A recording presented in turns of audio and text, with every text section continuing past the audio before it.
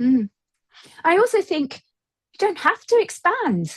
If you're happy, if you tutor, I don't know, 5 students a week, you have one every night in the weekday, and you're happy, you don't have to expand. If that's your job you've created, or your career, your life that you've created, that's okay. That's absolutely fine. And it's really evolved for me, Kathleen, with what I do. If I look back when I first started tutoring, for the first couple of years, I was just doing agency work.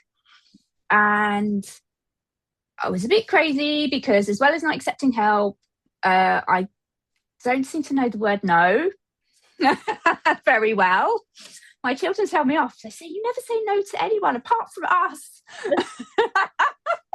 Oh, no. But yeah, I'm getting better. But I spent an awful lot of time driving at night from house to house, really late. I would, come back about 10 o'clock at night.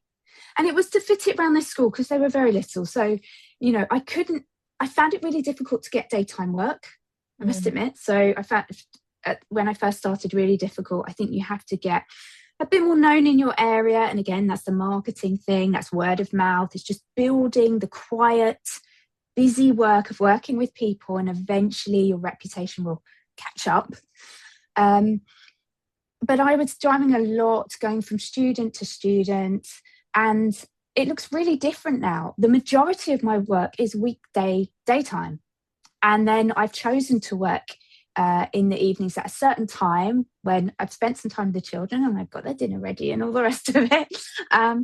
And I've now, again, the last 5 years, have kind of started to reduce my weekend work to almost nothing. And that's where we're going. That's where I'm heading. Want my weekends back.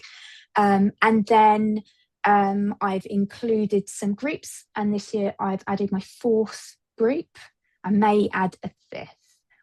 And I'm looking really now to think about a daytime group for home ed. So I was chatting to some other tutors about that who do that, what has worked, what hasn't worked. There's certain age groups that it works for, certain kinds of students. So just getting some ideas. But that's the way I've grown and developed. And part of my growth is scaling back, actually.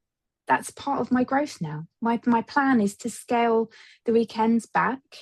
Just grab that back a bit for me. I'd no longer work Friday evenings into the night because, that's nice. Although I am busy, it's not relaxing. I'm running round to gymnastics clubs and drum lessons, and but I get to be. That's my mum schedule.